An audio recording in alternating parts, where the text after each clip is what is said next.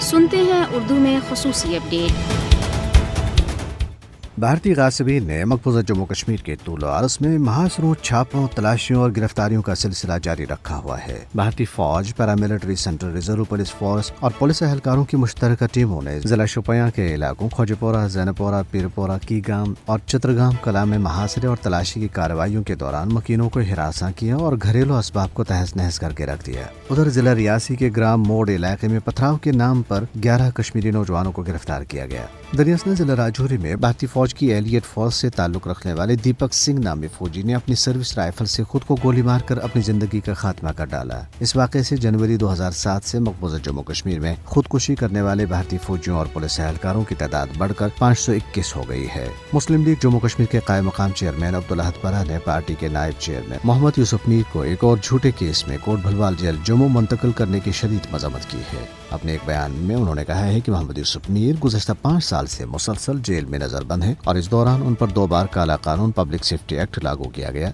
जबकि दोनों बार अदालत ने उन्हें रिहा करने का हुक्म दिया। उन्होंने कहा है कि अदालती अहकामात के बावजूद उनको रिहा करने के बजाय झूठे मुकदमात में फंसाकर नजरबंद किया जा रहा है, जो इंसानी हकूक की खुली खिलाफ वर्जी है। लद्दाख खत्े में करगिल और लेह अजला के सरकर्दा रहनुमाओं ने अपने मुतालबात के हक में बड़े पैमाने पर तहरीक चलाने का ऐलान किया है और कहा है कि लद्दाख के लोगों के मसाइल और खदशात के हवाले से बीजेपी की ज़ेर क़यादत भारतीय हुकूमत के गैर संजीदा रवैये ने उन्हें ये इक़दाम उठाने पर मजबूर कर दिया। करगिल डेमोक्रेटिक अलायंस और लेह में कायम people's movement for 6th schedule की आला क़यादत ने मुश्तरका तौर पर 6 दिसंबर को मुकम्मल हड़ताल की काल दे दी है, जिसके बाद मार्च में मौसम की बेहतरी के साथ ही दोनों अजला में रैलियां निकाली जाएंगी और अवामी राबता प्रोग्राम मुनक्कद किए जाएंगे। तहरीक वहदत इस्लामी ने कहा है कि भारत ने मकबूजा जम्मू कश्मीर को दुनिया की सबसे बड़ी जेल में तब्दील करके मजलूम कश्मीरियों को यरगमाल बना रखा है। तहरीक के तर्जुमान ने एक बयान में कहा है कि बीजेपी की हिंदुत्व हुकूमत हक पर मबनी कश्मीरियों की आवाज को दबाने के लिए जबर इस्तब्दाद का हर हथकंडा आजमा रही है, लेकिन गयूर कश्मीरी अपने लाखों शहदा के मुकद्दस मिशन को अज़्म हिम्मत के साथ जारी रखे हुए हैं।